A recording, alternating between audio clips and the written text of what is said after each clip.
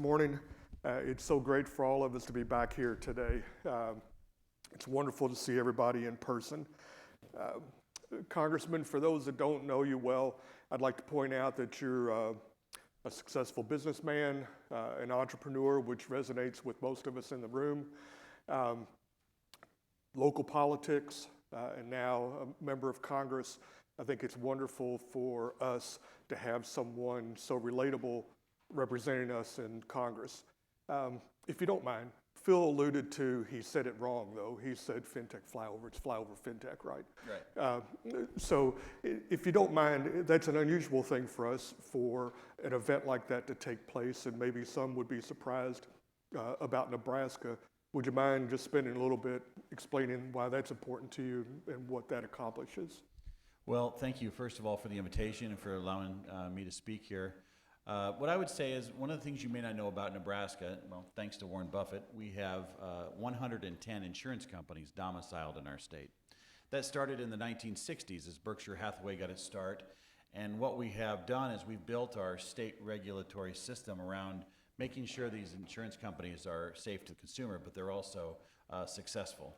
And as a member of the Nebraska Legislature's Banking, Commerce, and Insurance Committee, I really got involved with NCOIL and all the different angles. And as a member of the legislature, I felt like it was my job to make sure that these insurance companies felt like Nebraska was the best place to be domiciled. And I started looking around at what we could do to keep these smart farm kids from going to the coasts. The reality is that they want opportunity in fintech. They want opportunity to create businesses, to start businesses. The Nebraska legislature is putting $16 million of state funds in a venture capital fund every year just to make venture capital available to people that want to start businesses, understanding that 8 out of 10 of those fail. I'm here today to tell you that we're a great place to do business. I was looking at what Wyoming did when they allowed state chartered, actually de novo chartered digital asset banks to custody digital assets. That came out of a regulatory sandbox that I credit them with. And I looked at that and I said, if they can do that in Wyoming, we can take it a step further in Nebraska. And so what I did is I worked with some of the best in the business to put together a Nebraska Financial Innovation Act, which allows state chartered banks, and we have 138 of them in Nebraska, to custody digital assets. But then I went ahead and I worked with the Uniform Law Commission to make sure that these banks could take a security interest in those assets so that you could lend against that. I worked very hard to put all the know your customer expectations that banks follow. And I had maybe a 4 or 5 month negotiation with the American and the Nebraska Bankers Association on how we could how they could coexist with digital asset depository institutions. I have a chartered effort for an existing charter, then I have a de novo effort for a new startup. And through that process, I really got inspired. And when I decided to run for Congress, I wanted to be on the Financial Services Committee because I really think, number one, states are the laboratories of democracy. That's where we are putting together innovative approaches to fintech and to how we think about digital assets. But number two, this is an area where America needs to lead. We built a platform regulatory-wise and in the Congress for the internet back in 1995. Nebraska U.S. Senator passed the first bill to say that you couldn't transmit child pornography. And that seems like such a basic thing, but we need those basic regulations today so that we can build a platform. Think about all the wealth we created after Web 1.0. I traveled this summer to Singapore. The Minister of the Treasury is asking me, where's the United States on this? Are you going to lead? Because we want to follow. Same thing in Japan. Our allies are wanting to see us lead in this space with digital asset and innovation, and unfortunately we're not. UK, UAE, other countries are making progress, we're not. So as a member of the Financial Services Committee, I'm pushing with our chairman to make sure we can go somewhere that makes sense, it's safe, and allows us to build some wealth. Well, I regret that you weren't able to hear former FDIC Chairman McWilliams earlier today. I think you all would have worked very well together. She would be very supportive of what you said. The FDIC is having a long week this week. Yeah. So, and they're set to come in and testify on Thursday, so that'll be fireworks on C-SPAN. Well, so how is working in Congress, financial innovation laws that might be passed, if we need more laws? Are you getting cooperation? Are we moving in the right direction to get more financial innovation? Well, yes, and I think the first thing I will say, and I think we need to say this over and over and over, currency, digital assets, financial innovation, fintech, bank fintech partnerships, these are not partisan topics. Currency is not a partisan issue. It was fairly partisan in the election of 1896 when we were trying to decide gold or silver. We aren't there today, and I will tell you, under the leadership of Patrick McHenry, he has put together a digital asset subcommittee on which I sit. French Hill from Arkansas leads that. I'm pleased to say that we passed out of committee a bipartisan bill to basically set up, we call it I'll give you the number here. I hate it when people come to these things and they don't tell you what it is, but it's HR 4763, the Financial Innovation and Technology for the 21st Century Act. FIT, it stands for the 21st century. And it does a number of things. It answers those basic questions. What is a security? What is a commodity? Believe it or not, that's at the base of what we have to deal with.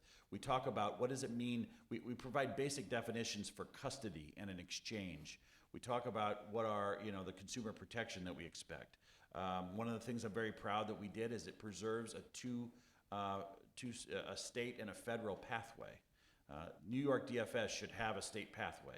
New York DFS has demonstrated an ability to handle very complex regulatory matters. They should not be preempted by this law, and it doesn't.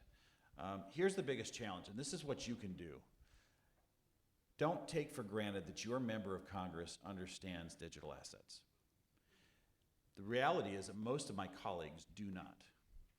And what I tell them when we start this is that I'm going to start explaining to you what this is, and after I get done, you're going to feel like you know less than when we started. That's the reality of talking to somebody that's built around fiat currency. And you have to make them feel comfortable that they're going to have more questions than answers. And you have to continue to educate them. You need to show up in your congresswoman or your congressman's office or your senator's office, and you need to just sit down and say, this is important, let me explain this to you, and I just need your attention. I need your attention for 15 minutes. And one of the things I tell people is, if we don't do this, if we don't get this right, China will. Our enemies will get this right. And they will then we will cede to them the authority that we have to regulate this world through our financial services system by letting China decide what the monetary policy is in these African nations that are just craving a stablecoin type of currency. It is that important. And quite frankly, if you're going to really want to help, talk to your U.S. Senator right now, because that's where the fight is. I believe the House is going to pass our bill. I don't know where it's going in the Senate. What I hope is that what I think is going to happen is our chairman is going to hold out, and the Senate's going to come back to us and say, we want something in the Financial Services Committee, and we're going to say, you can only have it if you work with us to pass our FIT for the 21st Century Act. Transition a little bit. We haven't talked a lot today about traditional banks, although traditional banks have been represented on most of the panels. Do you think it's necessary? Is there a necessary policy to come out of Congress to assure that, if you want to call fintechs a disruptor, that the disruptors and the traditional banks, that this is smooth for the American public, that there isn't a disruption on our side? Well, I think I'll answer the question about the banks. What I loved about our hearing last week is we talked about bank fintech partnerships. Banks understand safety, security, regulation. Just the word bank conveys a sense of safety, which I don't think we want to lose in America. Mm-hmm. We're very lucky to have a diverse banking system. We have the GSIBs, we have the regionals, we have the community banks, we have the state charters, we have the federal charters. They have none of that in Europe. They have a small group of people that get to sit around one table and the CEOs can decide banking policy. What I want to see happen is I want to see us take the safety and security of the banking industry and pair it with the expertise and the technology that these fintechs bring to the table and build these fintech partnerships and figure out a way through our policy making in Congress that we can allow those two to coexist and protect the consumer. I also want to make sure that there's always a way for these disruptors to gain access to some part of the market because I think it breeds not only innovation, it breeds competition. I think about these packing plant workers in Nebraska that are from Guatemala, they go down to the grocery store and they send their paycheck back to Guatemala. And you would not believe the percentage of commission they pay to move that money to a third world country. I have to think that more competition in the market in money transmitting is going to lower some of those rates and make it easier, and even make it easier for that Guatemalan receiving the money to not even have an exchange issue, because there's some stable coin that we're working with in the United States that makes it work that way. I have to think that more competition is better for consumers, and it's better for us in America. We'll create more wealth and provide more opportunities. And I'd be remiss if I didn't say the best state in the union and the best city in the nation to do that in is Lincoln, Nebraska. And I'll tell you why. You invest in Nebraska, we invest in you. We make sure that our regulators understand what you're trying to deal with, and we have these exceptionally bright people that come out of these farms that have the most integrity you've ever met, that are Boy Scouts and Girl Scouts, they are Eagle Scouts. These are the people that the rest of America wants to be their CEO, and we raise them in Nebraska better than corn. And the one place they want to live is Nebraska, so we just need you to come there and take advantage of it. You've mentioned competition a couple of times. Do you think that there are changes that need to be made to level the playing field? You know, I mean, we've just heard from a firm and other large-scale fintechs who started off as small. I can remember going to a firm and it being 5 or 10 people years ago. But are we too heavy on the largest players in fintech now? Does that worry you? I think anytime, I mean, this is, financial services is a very mature industry with very big players that have a lot of capital. I think there's room for, I've sat on a bank board. As an entrepreneur sitting on a bank board, I wanted to bang my head against the wall, because we all know traditional bankers they're like run a utility, right? Mm-hmm. They don't take risks they don't have to take, and they are good at delivering a profit and a dividend. I think the American spirit of innovation is bright and it's strong, and new ideas are always going to win. We have to make sure that when we make policy, that's why I was very determined to say we need a de novo pathway in Nebraska for a digital asset depository institution that meets all of these consumer protection expectations. I think you always have to find a pathway, but I'm not on the DeFi side. And I think when we think about innovation, a lot of these younger folks are all DeFi. This isn't where your question was going, but let me tell you, on the committee, we have some Republicans that are very into DeFi, and then you have folks like me are on the opposite end. Like, I want digital assets so that the United States can track through blockchain and whatnot who is trading a stable coin or some kind of a digital asset for arms in Africa that could hurt us or our allies. Like, that's part of the interest for me. I think our intelligence community needs access to that information. That's completely counter to the DeFi. And so we're going to have to meet somewhere in the middle when it comes to that. And I learned a lot of lessons dealing with the banks when I passed my bill in Nebraska.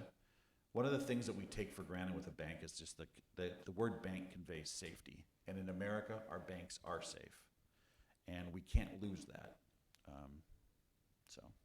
No, Chairman McWilliams almost said it earlier this morning about at every deposit station in an American bank is the symbol of confidence from the FDIC, and it's supposed to be 3.5 by 7 and all those regulatory issues about. But when we walk into the bank, we have that confidence. We know it's insured. We haven't had any mentions today that I can remember of artificial intelligence or machine learning. It is not something new. Algorithmic lending has been around since Capital One began the credit card push early on. Do you think there's legislative measures that need to go towards those technologies?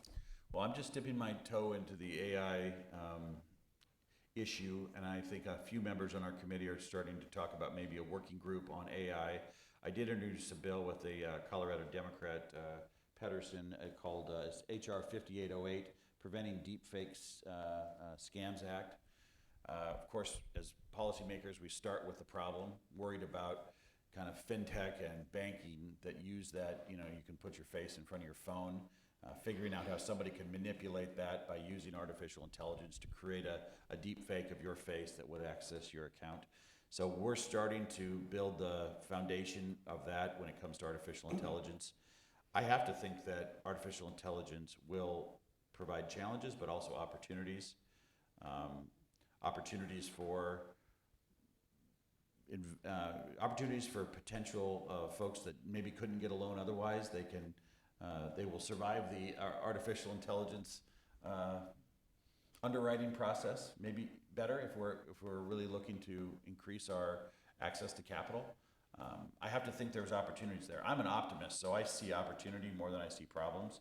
Fortunately, we have to start with the problems, but if you have concepts on what artificial intelligence could do, please come see us in the Financial Services Committee. We want to know. The only way I learn is when you give me a use case that explains what the benefit is. And when you talk to your member of Congress or your US Senator, you can't just explain it like we're talking here. You have to give them an actual use case and show them how it makes the world better and what kind of wealth can be created. That's what makes the difference. You used the example of Guatemala in a different way earlier, but can Congress collaborate across borders? I know from the federal government it's been a long time, but sometimes the FDIC will help, like South Korea years ago, develop their banking system in a similar manner. But to put in safety ways that we can do things better, is Congress able to collaborate cross borders? Yes, and in fact, our allies are wanting us to lead in digital assets. Our allies that I visited over in the Indo-Pacific region are asking us to take the lead because they trust the Federal Reserve, they trust our banking system, they trust a Securities and Exchange Commission. We have to lead, and unfortunately right now, we are dealing with roadblock after roadblock after roadblock from the SEC. Gary Gensler specifically. He issues this guidance, SOB 121, Staff Accounting Bulletin 121, that essentially prohibited publicly traded banks from custodying digital assets because they'd have to show the digital asset on their balance sheet as an asset.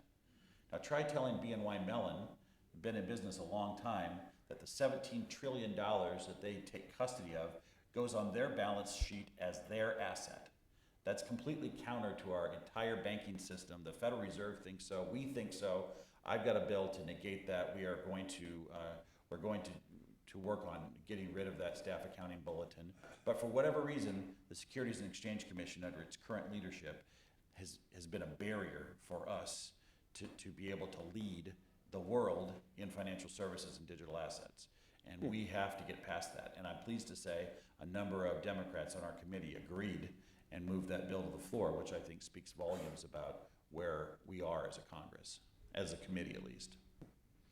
And you spoke about working with your regulators in your home state, of it being something that would welcome business, or at least that there's an open conversation. Do you think that's possible at the federal level? Is there a way to balance? Because we've heard some about regulations today stifling innovation. We have to have safety, but we also have to be able to allow innovation. Are we moving that way in the federal? Well, I hope so. One of the things, I think about a state chartered bank. A state chartered bank obviously has a state regulator, but they also have an account with the FDIC and they're regulated federally. I think that's important for a state chartered entity or digital asset depository institution. There should be both a state and a federal component to regulate them to make sure that these digital asset depositories are working in the best interests of their customers and following the rules. There's a lot of members on the Democratic side that want to have just a federal regulator and bring this all to the federal level. I think that completely ties the hands of states like New York, Nebraska, California, Texas, states that are showing leadership in this area, Wyoming. You want to be somewhere where you know you're going to be regulated for safety by people that you can trust, that are out to do the right thing, and you want to be somewhere where the lawmaker or the policymaker can react to real changes in the environment. If all of a sudden the federal government decides X, Y, Z, and you have no state pathway and no state protection, you're at the whim of federal regulators, We see what's happening right now at the SEC with SOB 121. So I think to your question, state legislatures are the laboratories of democracy. I've said that once, I'll say it again. You want to do business in a state that wants to do business with you. And if we lose that in our banking system when it comes to digital assets, I think we've given up some of the diversity that makes us more powerful around the world. Yeah, I think that's a great point. We're almost out of time. Rather than push a final question to you, is there anything that we haven't covered that you would like to talk about? Anything that you think's important to bring out this group? You know, it's a mix of, you know, we have traditional bankers, we have entrepreneurs, we have technology people. So it's a good group that enjoys hearing from somebody like you that's really has such a great understanding. What I tell people in my district all the time is, like, think about 1995 and the internet and Web 1.0. It was full of fraud and porn and crime and illicit actors. But look at what it became by the year 2000. It became part of our everyday existence. And what happened in 2000? Web 2.0 takes over, and we start giving all of our data to Facebook and Twitter and all these other third-party applications, and they use our data and they make billions of dollars by selling that access to people and that know exactly what my likes and dislikes are, when my birthday is, who my family is, the kinds of profile or posts I look at. And now I think we're in the dawn of Web 3.0, where the consumers are going to take back their data, they're going to own it, it's going to flow seamlessly through your applications and banks, and the model's going to change. And what's so exciting about this is, it's like 1995 again. We don't know what it's going to be exactly. It's going to surprise us. It's going to innovate. It's also going to change the way wealth is created off of the internet and off of digital assets and all of that.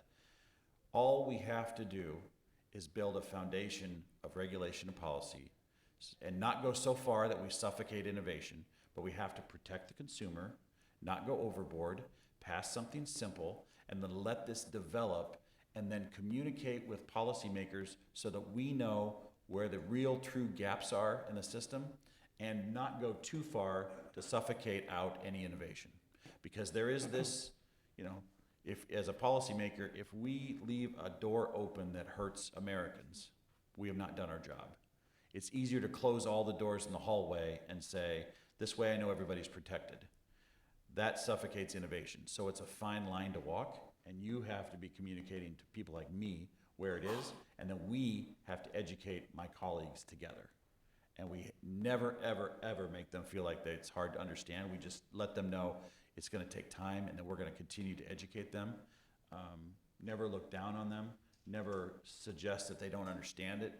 Just continue to educate them so that they get on board. And it isn't that they don't want wealth or innovation, it's that they are afraid that if they leave a door open, someone's going to get hurt. And there's a fine balance between doing those two things. So I appreciate you inviting me.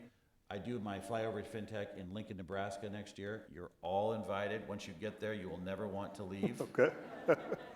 Never mind the 21 inches of snow in January. You will love it. Thank you so much.